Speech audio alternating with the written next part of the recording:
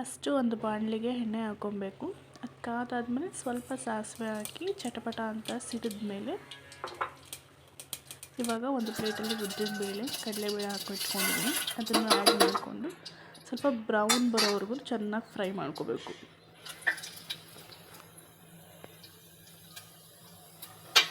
ಕೆಲವೊಂದು ಸಲ ಅಂತ ಬೆಳಗ್ಗೆ ಟೈಮ್ ಮಕ್ಕಳಿಗೆ ಏನು ಬಾಕ್ಸ್ ಮಾಡೋದು ಅನ್ನೋದೇ ಟೆನ್ಷನ್ ಆಗ್ತಿರುತ್ತೆ. ಆಗ ಕೆಲವೊಂದು ಸಲ ಚಿತ್ರಾನ್ನ, ಪುಳಿಯೋಗರೆ ಈ ಥರದ್ದೇ ರೆಸಿಪೀಸ್ ಬರ್ತಾ ಇರುತ್ತೆ. ಅದಕ್ಕೆ ಈ ಸಲ ಈ ಥರ ಡಿಫ್ರೆಂಟಾಗಿ ಮಾಡಿದ್ದೀನಿ. ಸ್ವಲ್ಪ ತೆಂಗಿನಕಾಯಿ ಎಲ್ಲ ಆ್ಯಡ್ ಮಾಡಿಕೊಂಡು ನನ್ನ ಮಗಳಿಗೂ ಇಷ್ಟ ಆಗುತ್ತೆ. ಬಾಕ್ಸ್ಗಳು ಕಾಲ್ ಮಾಡ್ಕೊಂಡು ಬಂದಿದ್ಲು. ಈಗ ಎಲ್ಲ ಕಡಲೆಬೇಳೆ ಉದ್ದಿನಬೇಳೆ ಬ್ರೌನ್ ಆದಮೇಲೆ ಚೆನ್ನಾಗಿ ಬ್ರೌನ್ ಮಾಡಿಕೊಂಡು ಅದಕ್ಕೆ ಮೆಣಸಿನ್ಕಾಯಿ, ಈರುಳ್ಳಿ ಎಲ್ಲನೂ ಆ್ಯಡ್ ಮಾಡ್ಕೋಬೇಕು.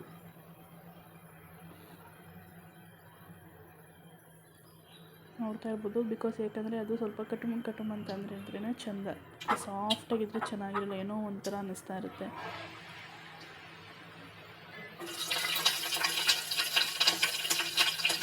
ಮೆಣಸಿನ್ಕಾಯಿ ಹಾಕ್ಕೊತಾ ಇದ್ದೀನಿ, ಈರುಳ್ಳಿ ಹಾಕ್ಕೊತಾ ಇದ್ದೀನಿ.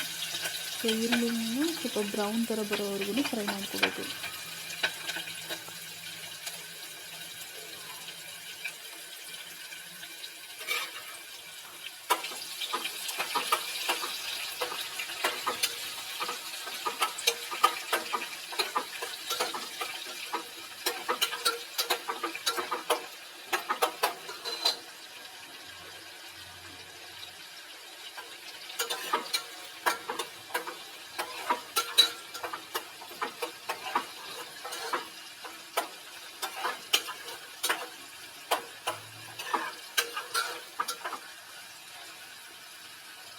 ನಂತರ ಫುಲ್ ಫ್ರೈ ಆದಮೇಲೆ ಈಗ ಇದಕ್ಕೆ ನಾನು ಸ್ವಲ್ಪ ಅರಿಶಿನ ಹಾಕ್ಕೊತೀನಿ. ಅರಿಶಿನ ಮತ್ತು ಉಪ್ಪು.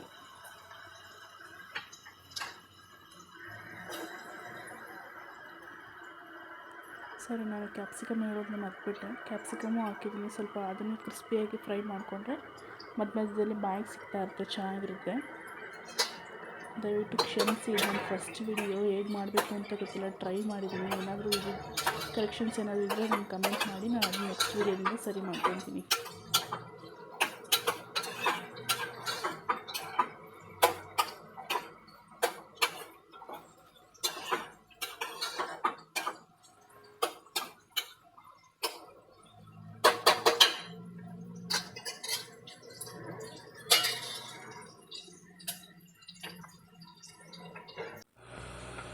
ಸೊ ಈಗ ಉಪ್ಪು ಹಾಕ್ಕೊತಾ ಇದ್ದೀನಿ.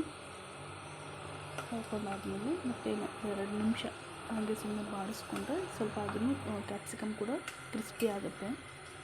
ಸೊ ಅದಾದ ನಂತರ ಸ್ವಲ್ಪ ಇಲ್ಲಿ ಒಂದು ಸ್ಪೂನಷ್ಟು ಅರಿಶಿನ.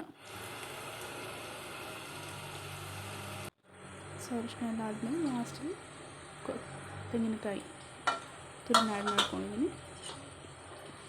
ಸೊ ಅದನ್ನು ಚೆನ್ನಾಗಿ ಮಿಕ್ಸ್ ಮಾಡ್ಕೊಂಡಾದ್ಮೇಲೆ ನಿಂಬೆಹಣ್ಣಿನ ರಸನ ಡೈರೆಕ್ಟಾಗಿ ಅದಕ್ಕೆ ನಾನು ಸ್ಕ್ವೀಸ್ ಮಾಡ್ಕೊಂಡಿದ್ದೀನಿ.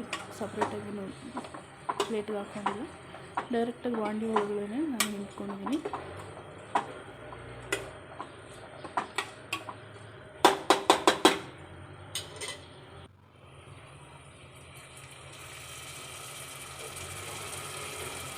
ಸ್ವಲ್ಪ ಚೆನ್ನಾಗಿ ಹಣ್ಣಾಗಿರೋವಂಥ ನಿಂಬೆಹಣ್ಣು ತೊಗೊಂಡು ನಿಮಗೆ ಜ್ಯೂಸ್ ಜಾಸ್ತಿ ಬರುತ್ತೆ.